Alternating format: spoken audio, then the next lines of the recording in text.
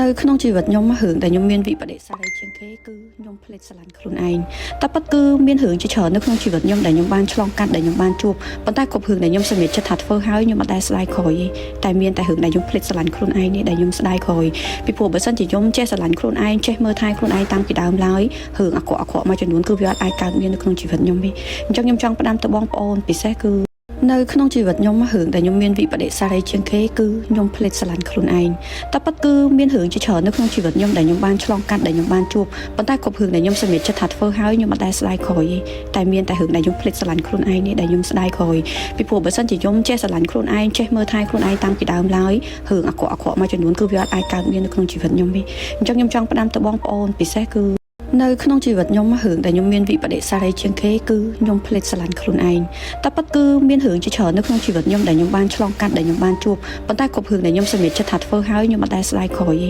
តែមានតែរឿងដែលខ្ញុំភ្លេចស្រឡាញ់ខ្លួនឯងនេះដែលខ្ញុំស្ដាយក្រោយពីព្រោះបើសិនជាខ្ញុំចេះស្រឡាញ់ខ្លួនឯងចេះមើលថែខ្លួនឯងតាំងពីដើមឡើយរឿងអាក្រក់មួយចំនួនគឺវាអត់អាចកើតមាននៅក្នុងជីវិតខ្ញុំទេអញ្ចឹងខ្ញុំចង់ផ្ដាំទៅបងប្អូនពិសេសគឺ